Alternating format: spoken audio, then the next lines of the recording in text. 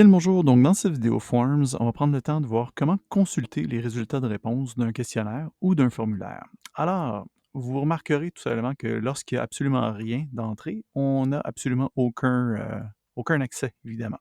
Donc, ni par rapport à Excel, ni par rapport aux données comme telles.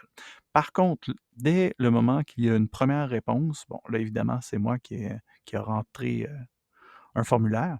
Donc, dès qu'il y a une première réponse, on commence automatiquement à recevoir les données.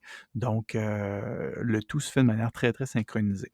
Alors, à partir de ce moment-là, on va avoir non seulement accès au visuel, donc à la synthèse visuelle, mais également au tableau Excel, qui est le tableau finalement des données, donc la compilation des données. Alors, pour ce faire, on vient tout simplement cliquer ici et ça va ouvrir donc Excel directement en navigateur. Comprenez toutefois que on peut également choisir la petite flèche pour l'ouvrir en Excel Bureau, donc en version locale ou en version lourde d'Excel, ce qui peut aussi être un bel avantage si on souhaite, par exemple, si on a vraiment terminé la collecte de données.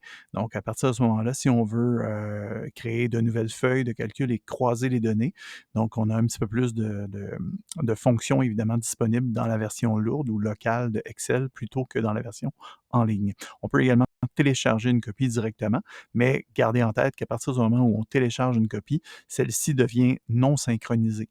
Donc, à partir du moment que vous la téléchargez, vous n'obtiendrez pas les nouvelles réponses.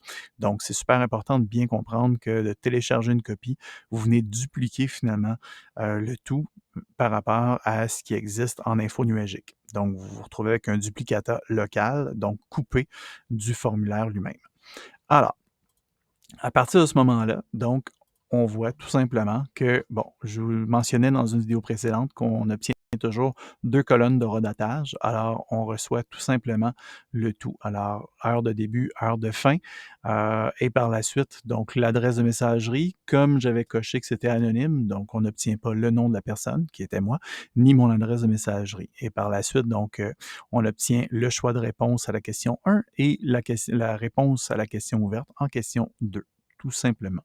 Alors, on obtient donc évidemment les réponses de manière numérotée, en ordre chronologique, donc de la première réponse entrée jusqu'à la dernière. Et à partir de ce moment-là, ben, on pourrait commencer à créer des nouvelles feuilles. Et là, je pourrais commencer à croiser mes données, donc amener mes données dans la nouvelle feuille et m'amuser comme ça. Évidemment, tant aussi longtemps que la collecte de données n'est pas terminée, ben, je vous recommande de ne pas modifier l'ordre des choses, laisser les données centrées. Et c'est pour ça que je vous parle finalement de commencer à créer de nouvelles feuilles pour travailler sur les feuilles de travail et non pas sur la première feuille d'origine.